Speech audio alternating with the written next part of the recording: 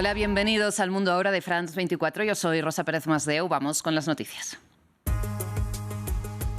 El cuerpo del Papa Francisco descansa en la Basílica de Santa María la Mayor de Roma. El pontífice fue enterrado en una ceremonia privada después de un funeral masivo con cerca de 400.000 asistentes, entre ellos unos 50 jefes de Estado y de Gobierno. Y en los márgenes del funeral del Papa en el Vaticano se reunieron Volodymyr Zelensky y Donald Trump en su primer encuentro tras la bronca en el despacho Oval. Pero en esta ocasión el presidente estadounidense ha amenazado a Vladimir Putin con nuevas sanciones. Al menos 5 muertos y más de 700 heridos en una explosión en el mayor puerto comercial de Irán. La televisión estatal señala que el incidente podría estar vinculado al manejo de carga inflamable. Israel rechaza cualquier implicación.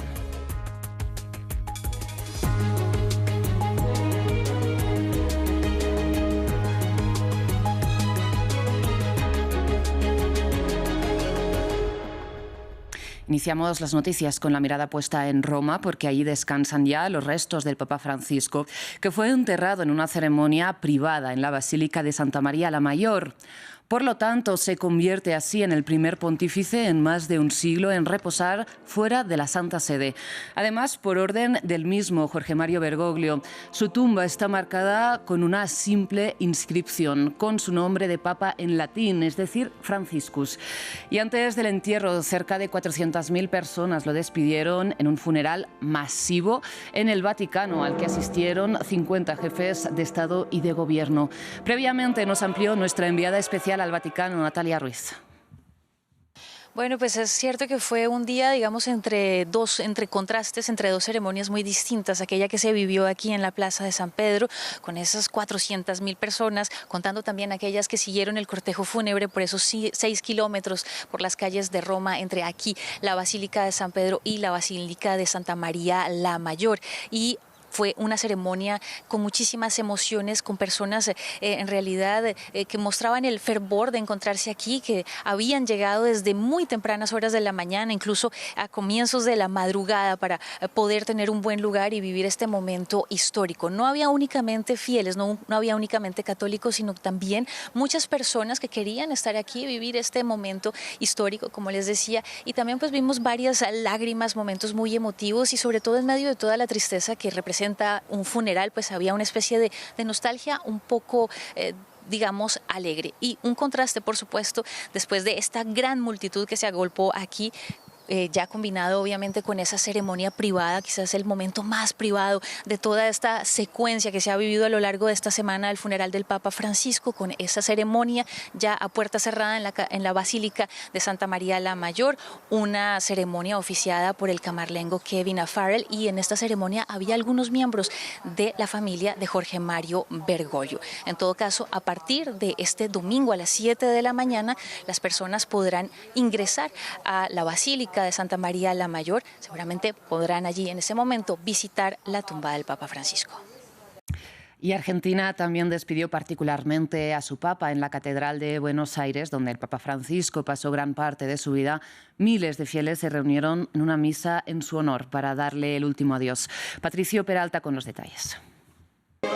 Argentina despide a su Papa. Miles de fieles, entre ellos funcionarios de gobierno y ex autoridades, celebraron una misa para acompañar a la distancia el funeral de Francisco, el Papa argentino. La homilía se realizó en la Catedral de Buenos Aires, donde Jorge Bergoglio vivió y ejerció gran parte de su actividad pastoral. El arzobispo Jorge García Cuerva recordó que el sumo pontífice se ocupó de los más frágiles, de los enfermos, de los descartables de la sociedad.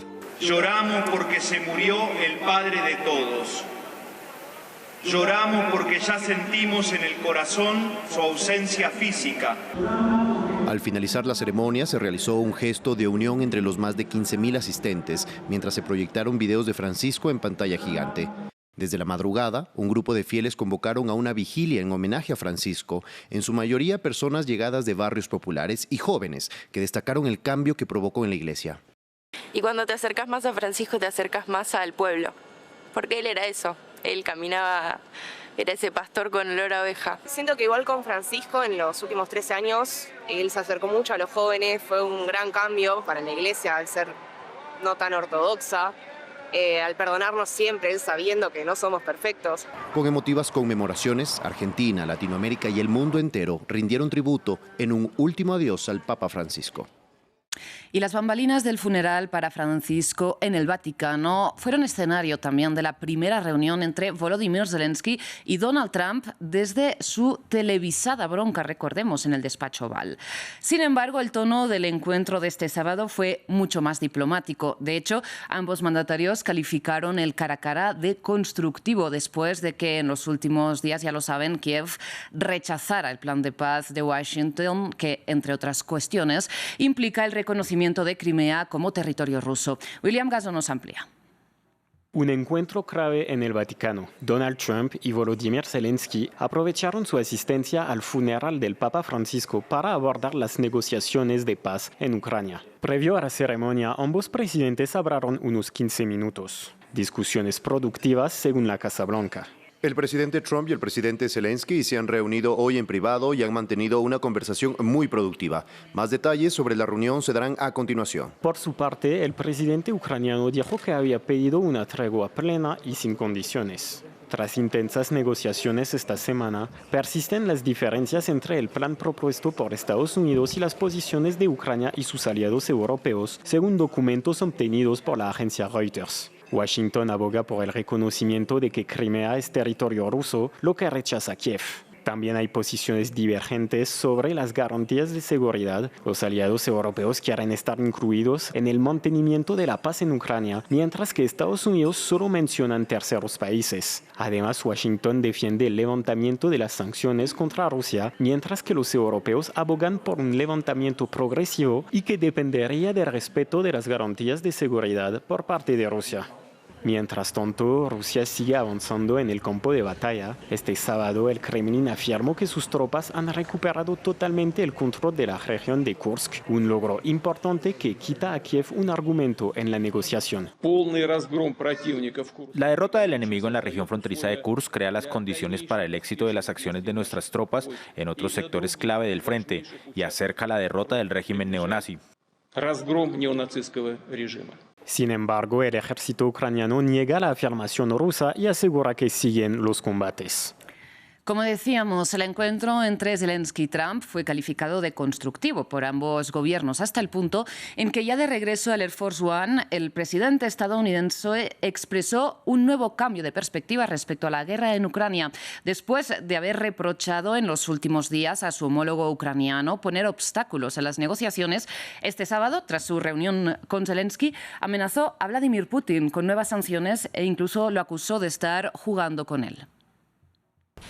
No había razón para que Putin estuviera disparando misiles a zonas civiles, ciudades y pueblos en los últimos días. Me hacen pensar que tal vez él no quiere detener la guerra, solo me está usando y tiene que ser tratado de manera diferente a través de la banca o sanciones secundarias. Demasiada gente está muriendo. Mientras en Rusia, el FSB, los servicios de inteligencia y seguridad del país, anunciaron la detención de un sospechoso del ataque con coche bomba de este viernes que causó la muerte de un alto general del ejército ruso. El detenido es un hombre al que las autoridades de Moscú acusan de ser agente secreto de los servicios especiales ucranianos. Kiev no ha comentado el incidente, que se produjo solo horas antes de la reunión entre el enviado especial de Washington, Steve Witkoff, y el presidente ruso, Vladimir Putin, en Moscú. Vamos ahora hasta Irán porque al menos 5 personas han muerto y 700 han resultado heridas en una explosión en el mayor puerto comercial del país, el de Bandar Abbas, situado en el sur, en el estrecho de Hormuz. Los informes preliminares citados por la televisión estatal iraní apuntan a un mal manejo de carga inflamable. Ahora, para ampliar esta información, conectamos con nuestra corresponsal en Teherán, Catalina Gómez Ángel. Catalina, muy buenas tardes. ¿Qué se sabe por el momento de este incidente? Rosa, no hay mayor información de lo que eran contenedores que almacenaban químicos. La agencia de noticias norteamericana AP trae una información con una agencia de seguridad y también la repican muchos otros medios, que podrían ser contenedores que tenían combustible sólido que se utiliza para la construcción y la fabricación de los misiles. Se dicen que algunos de esos contenedores que estarían ahí venían destinados desde China, pero realmente esto no está confirmado por las autoridades iraníes, que se aseguran que podrían haber sido químicos almacenados, como usted decía, en el mayor puerto de Irán, en la ciudad, muy cerca a la ciudad, al puerto, la ciudad de Bandar Abbas, en el estrecho de Hormuz. Por ahí sale el 85% del comercio, todo lo que sale desde Irán, y es el segundo puerto más importante en Oriente Medio. En este momento están todas las actividades detenidas y están en absoluta emergencia, no solamente en este puerto de Bandar Abbas, sino en las ciudades cercanas, donde los servicios de emergencia están tratando de ayudar a los cientos de personas que quedaron heridos y buscando. Se cree que hay más personas que podrían haber quedado fallecidos. Esto comprueba también un gran problema que tiene Irán en el manejo de algunas de sus infraestructuras. Siempre se ha criticado que el hecho de no tener competencia, de no tener acceso a otras, al mundo para competir, para tener asesorías, ha hecho que todas esas instalaciones tengan un mal manejo, para decirlo así, o no se encuentren en perfectas condiciones que creen este tipo de explosiones o daños, como ya han sucedido en otras infraestructuras del país en el pasado. Catalina, pues estaremos pendiente del desarrollo, de los detalles que vayamos teniendo sobre las causas de este incidente, pero pasemos a otro tema también relacionado con Teherán, y es que en Omán se llevó a cabo el tercer diálogo, ¿no?, indirecto entre Estados Unidos e Irán, que ha trascendido de este encuentro de conversaciones nucleares. Sí, y realmente siguen en el mismo tono que han empezado, constructivo, positivo. Son las versiones que oímos tanto de la delegación iraní como la norteamericana. El ministro de Exteriores iraní, Abbas Araghchi, que es quien representa a Irán en estas negociaciones, asegura que esta vez estuvieron más serias, lo que es positivo. De su parte, dice, sin embargo, dice que la buena voluntad de negociar no significa que vaya a tener buenos resultados, porque hay grandes diferencias. Asegura que algunas de ellas son graves, hay otros detalles que son más transitorios, pero Irán asegura que quiere sacar estas negociaciones rápidamente. Sin embargo, tanto una parte como la otra reconoce que no son fáciles, aunque no se conocen mayores detalles, realmente esos puntos de la negociación. Obviamente Irán pide poder seguir enriqueciendo uranio. En un momento se aseguró que Estados Unidos había dicho que no podía seguir haciéndolo y que podría importar uranio para fines civiles. También se habla de su programa de misiles que hablábamos anteriormente, que es una de las grandes preocupaciones no solamente de Estados Unidos, especialmente también Israel, pero también de los europeos, que seguramente en una primera entrega o petición norteamericana estaba a negociar sobre los misiles, aunque Irán dice que este no es un asunto ni negociable ni que se haya puesto en la mesa en este momento. Así que se ha hecho una nueva cita la próxima semana, el próximo sábado, ya no en Omán. Este nuevo encuentro será en Europa y ya empieza a involucrarse nuevos actores a estas conversaciones. Se ha dicho que en este nuevo encuentro podría ya participar la Organización Internacional de Energía Atómica, cuyo secretario general Rafael Grossi ha dicho que sin la presencia de ellos no pueden haber negociaciones porque tiene que haber monitoreo del programa nuclear iraní.